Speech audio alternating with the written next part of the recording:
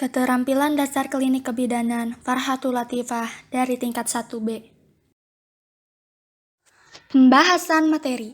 Yang pertama, persiapan pengambilan spesimen feses, cairan pervaginam, dan sputum. Yang kedua, persiapan dan perawatan pre-OP intra dan post-OP. Selanjutnya, pembahasan mengenai persiapan pengambilan spesimen feses, cairan pervaginam, dan sputum.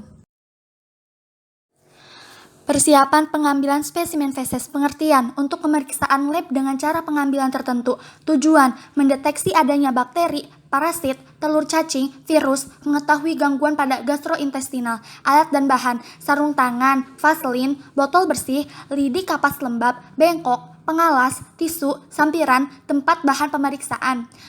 Prosedur, dekatkan alat, memberi tahu pasien tentang prosedur, cuci tangan, pasang perlak dan sampiran, klien melepas pakaian bawah, mengatur posisi klien, telunjuk diberi vaselin lalu masukkan ke dalam anus sampai teraba tinja, keluarkan perlahan dan masukkan tinja ke dalam tempat, anus dibersihkan dan dikeringkan, merapikan pasien dan alat, melepas handscoon, cuci tangan.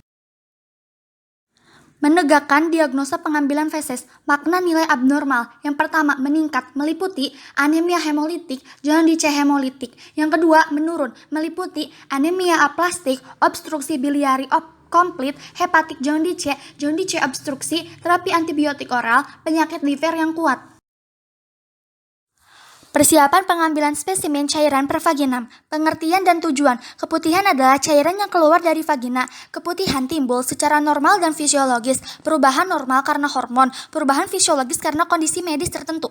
Alat dan bahan. Kapas lidi steril, objek gelas, bengkok, spekulum, kain kasa, kapas sublimat, perlak, sarung tangan. Prosedur, memberitahu klien tentang tindakan yang akan dilakukan, mendekatkan alat, menutup sampiran, klien melepas pakaian bawah, pasang pengalas di bawah bokong, mengatur posisi klien, mencuci tangan, memakai sarung tangan, membuka labia mayora, mengambil sekret vagina dengan kapas lidi, menghapus sekret vagina pada objek gelas, membuang kapas lidi ke bengkok, memasukkan objek gelas ke dalam tabung kimia, lalu tutup, merapikan pasien dan alat, melepas sarung tangan, cuci tangan.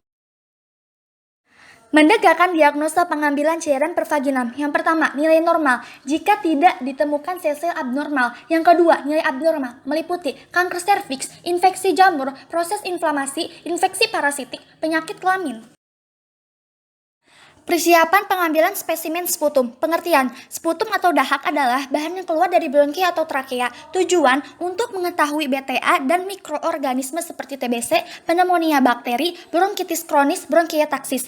Alat dan bahan, sputum pot tertutup, botol bersih, sarung tangan, formulir, pengalas, bengkok, tisu. Prosedur, menyiapkan alat, memberitahu pasien tentang prosedur yang akan dilakukan, cuci tangan, mengatur posisi pasien, memasang perlak dan menyiapkan bengkok, memakai sarung tangan. Pasien membatukkan dahak ke dalam tempat, mengambil 5 cc bahan, lalu masukkan ke dalam botol, membersihkan pasien, merapikan pasien dan alat, melepas sarung tangan, cuci tangan. Menegakkan diagnosa pengambilan sputum. Yang pertama, nilai normal. Ada atau tidaknya floral normal respiratory. Clinician mengevaluasi tipe-tipe dan jumlah tiap-tiap mikroba. Yang kedua, makna nilai abnormal meliputi infeksi bakteri, pneumonia, TBC, infeksi fungal, infeksi parasitik, infeksi viral. Selanjutnya akan membahas mengenai persiapan perawatan pre-OP, intra, dan post-OP. Persiapan perawatan preoperasi atau prebedah merupakan masa sebelum dilakukannya pembedahan, dimulai sejak persiapan pembedahan sampai pasien di meja bedah. Persiapan preoperasi, pengetahuan persiapan pembedahan dan kesiapan psikologis. Prioritas prosedur yang utama adalah informed consent untuk mencegah ketidaktahuan klien tentang prosedur yang akan dilakukan. Persiapan dan perawatan preoperasi. Yang pertama, pemberian pendidikan kesehatan preoperasi. Yang kedua, persiapan diet. Yang ketiga, persiapan kulit. Yang keempat, latihan nafas dan batuk. Yang kelima, latihan kaki. Yang keenam, latihan mobilitas. Yang ketujuh, pencegahan cedera. Persiapan dan perawatan post-operasi atau pasca bedah. Masa setelah pembedahan dimulai sejak pasien memasuki ruangan pemulihan sampai evaluasi selanjutnya. Beberapa hal yang perlu dikaji seperti tanda-tanda vital serta alat-alat yang digunakan dalam pembedahan. Perawatan postoperasi. 1. Meningkatkan proses penyembuhan luka dan mengurangi rasa nyeri. Yang kedua, mempertahankan respirasi dengan latihan napas, tarik napas, tahan napas 3 detik, lalu hembuskan. Yang ketiga, mempertahankan sirkulasi. Yang keempat, mempertahankan keseimbangan cairan dan elektrolit. Yang kelima, mempertahankan eliminasi. Yang keenam, merencanakan kepulangan pasien dan memberikan informasi tentang hal yang tidak boleh dilakukan. Terima kasih.